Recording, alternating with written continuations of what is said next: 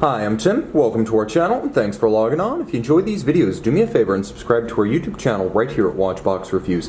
I would really appreciate it, and I promise to update daily. If you love this watch, you can see it and you can purchase it on our website, thewatchbox.com. And today we are discussing the Vacheron Constantin Overseas Chronograph Generation 2, the lush blue lacquer dial variant that was available from 2012 until the close of the second generation at the end of 2015. On my 16cm circumference wrist, this is an easy watch to wear. 42 millimeters in diameter, 12.8 millimeters thick, makes it actually feel quite slim. And you can see that because of the cupped shape of the case back, it actually nestles down even lower than 12.8 on your wrist. Lug-to-lug, this one measures 50.8 millimeters, and it's an easy 50.8 to accommodate because you can see how the curvature of the case wraps itself around the edge of your wrist on both sides. So if you're borderline for this watch, it's going to look and fit right. I would say a wrist as small as 14 centimeters in circumference can wear this one with confidence, a handsome proportion, and physical security. Now the timepiece, as displayed, does feature a deployant clasp in red gold, and a handsome color-keyed blue vulcanized rubber strap, and you can see that Vacheron went the extra mile to integrate the look of the strap into the case. It perfectly matches the swell of the lug profile from overhead, as well as the volume of the lugs when you look at it from the side. So everything matches. It's quite handsomely symmetrical. You even have that Maltese cross motif at the junction with the lug that you would get with the bracelet. The bevel along the flank of the case continues into the flank of the strap, and there's a center spline to give it a little bit of definition down its center, but all of the action is on the underside, where you can see big channels have been evacuated to make the material more flexible and supple, as well as allowing the wrist to vent by creating a permanent air pocket underneath the strap body.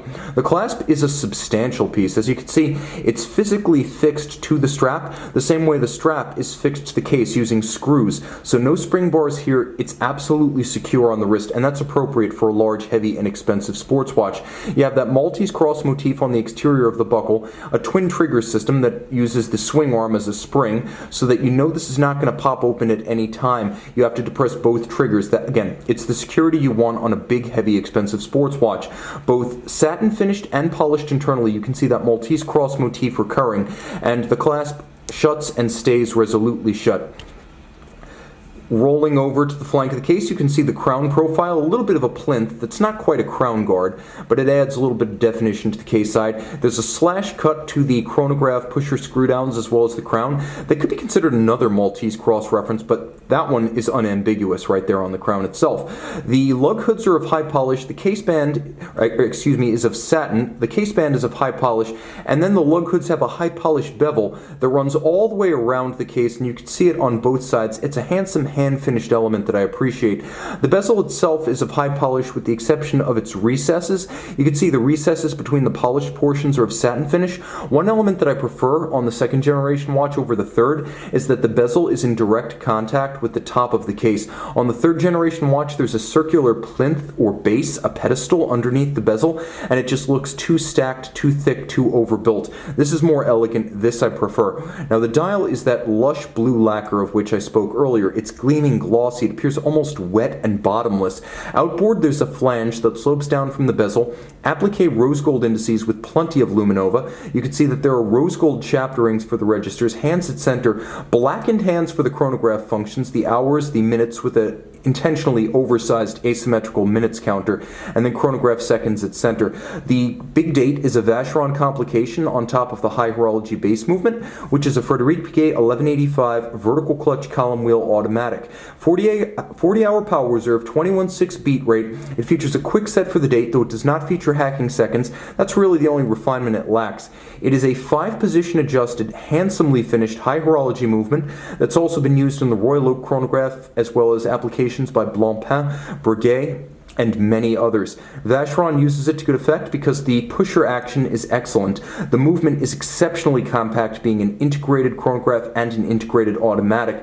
And you can see that with the vertical clutch, you can leave the chronograph running because there's no meshing of the clutch. The vertical clutch is a meshless, or I should say a toothless system that allows you to operate the chronograph continuously without wear and tear to the movement. You'll also note that the chronograph starts without stagger or jump because the vertical clutch has no play. The column wheel is well tuned by hand and very crisp.